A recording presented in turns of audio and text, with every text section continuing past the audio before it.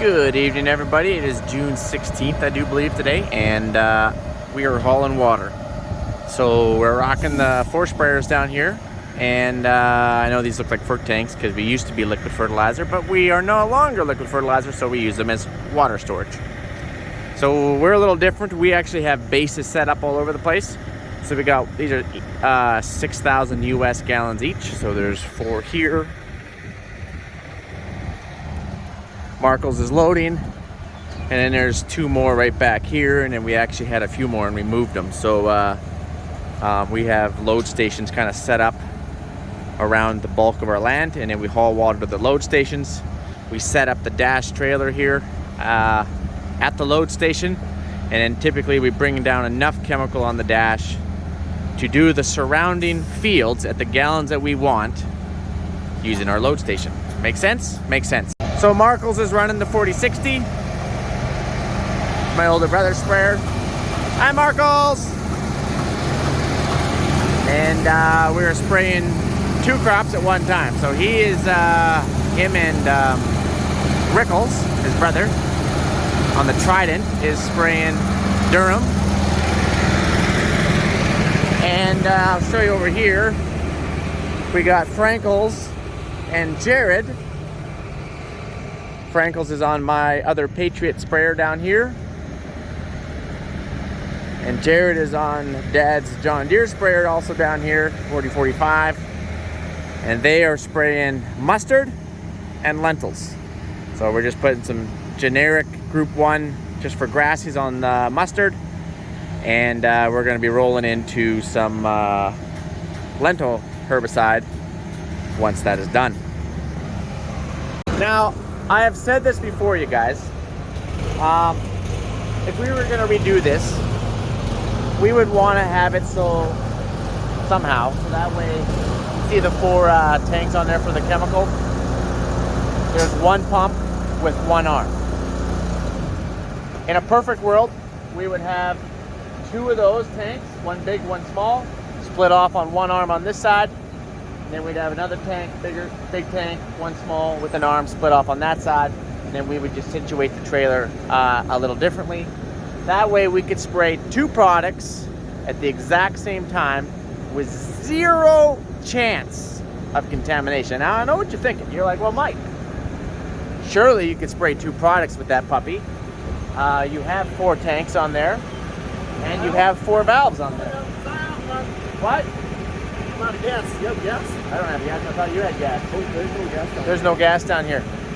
Oh! Oh, boy. Oh, boy. We found gas. There's Jared.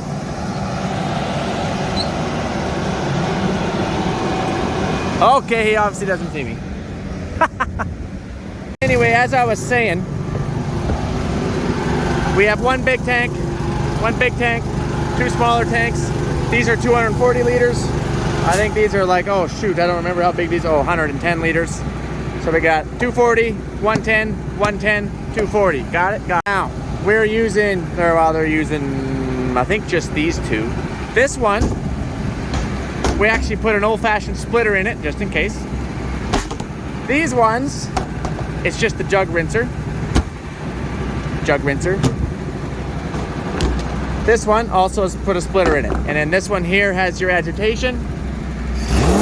Woo! That's full jam down there, you guys. Woo! Wow! Let's take a look at that again. I just went. Woo! All right, stop playing around, Mike. Okay, got it. So that's for your granular herbicide, if you're gonna have granular herbicide. Jared's trying to figure out where to go here. I'm kind of cramping his style. So we got 4 levers.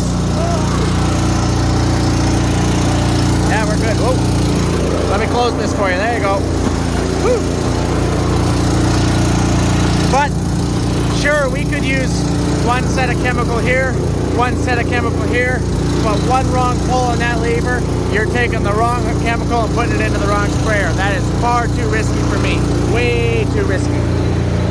Because those kind of things do happen. So in a perfect world, I would set it up so it has 2 pumps, 2 arms, completely plumbed separately, 0 risk of contamination, and we can spray 2 products at the exact same time, because that's what we do. Since we do not have that, we use a cam handler over here for the second product. Now, Jared's waiting for me to start offloading water, so we gotta get cracking. And just like that, we're filling some tanks. So I guess I'm kind of holding up production here. We'll offload these tanks, 5,000 gallons each, 10,000 gallons total. And we'll go back for another load because it'll be spraying late tonight. We're still going, but that's a pretty cool sunset. I thought I would show you guys that. So if you're not aware, Saskatchewan on our license plate actually says Land of the Living Skies. And it's so true. If you're wondering what that streak is up there, that is a jet, an airliner. Pretty cool. All right, we are finally empty. We're gonna get the heck out of Jared's way so he can start loading here. Have a good one there, Bossinator. You too.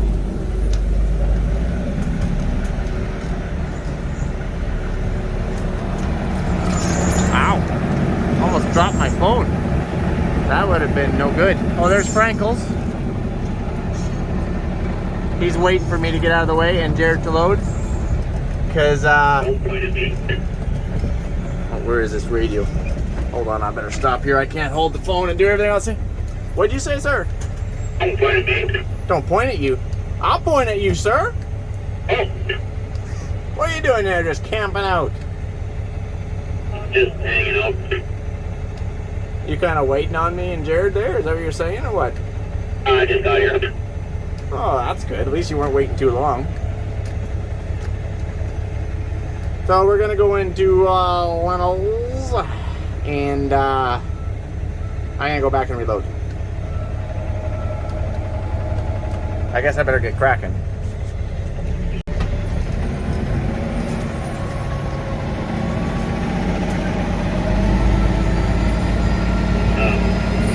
How much we put in, and where am I going, and... Oh, Yeah. all the deets.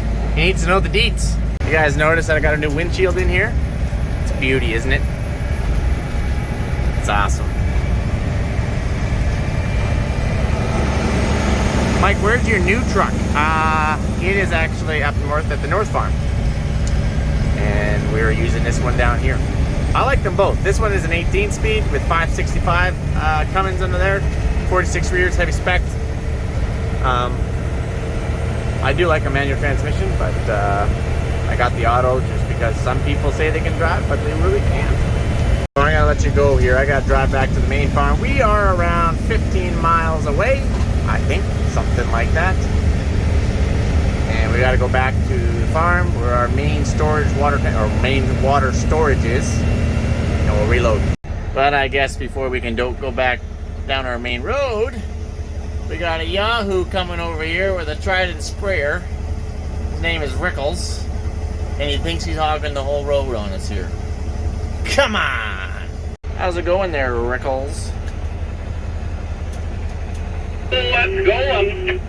You're kind of taking up the road, I'm not gonna lie. Oh, I should have had my wheels out, I think. So, you want to go back to... Oh, you got an air horn there, sir?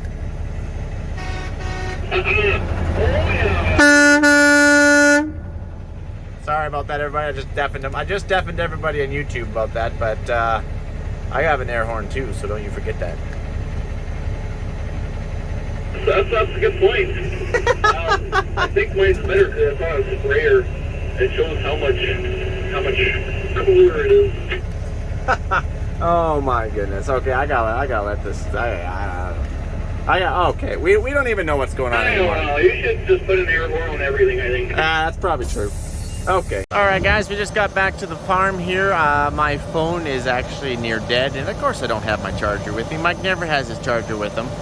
He always forgets it in every piece of vehicle. I actually went out and bought 4 cables with the little 12-volt plug-in, and I do have them dispersed, but apparently I have more equipment in vehicles than 4, and I keep forgetting to bring them from one to the next. So anyways, we're back at the main farm. water storage are in these two first tanks. Each tank represents about 77,000 US gallons. And in our other two tanks over there are actually liquid fertilizer that we still have on hand. So we can go dribble band, top dress, whatever you want to call it, if we saw some rain coming. I haven't, oh, and speaking of rain, I guess there should give you an update on the rain down here on the South Farm. I'm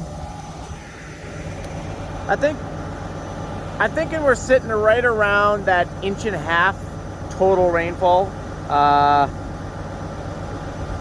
We got 6/10 just, I think, yesterday.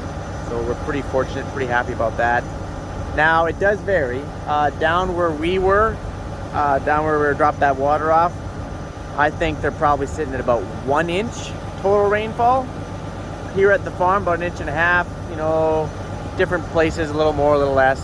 But up north, at the North Farm, we're sitting at like 10.5 inches. So pretty serious difference in rainfall. But I'm gonna let you guys go. I'm gonna get these trailers loaded up. I don't know if I'll take it back down there again tonight, but for sure I'll get them loaded and ready for morning. We're supposed to get hot and windy here tomorrow. They're calling for 30, 33 degree days with 60-kilometer winds. Those are what we like to call the cookers. Fortunately, we had a little bit of rain here to help cool the crops off a little bit, but we definitely can't withstand those temperatures with that kind of wind for very long, and that would just cook the crap right out of our crops. So here's hoping it's very short-lived. And here's hoping that he can brew up some good thunderstorms and then dump a lot of rain on us. That's kind of what we're hoping for. So anyways, you guys have yourself a good one. Thanks for following us around and taking interest in what I do. I really appreciate it. You guys are freaking awesome, and I'll catch you on the flip side. Adios, amigos.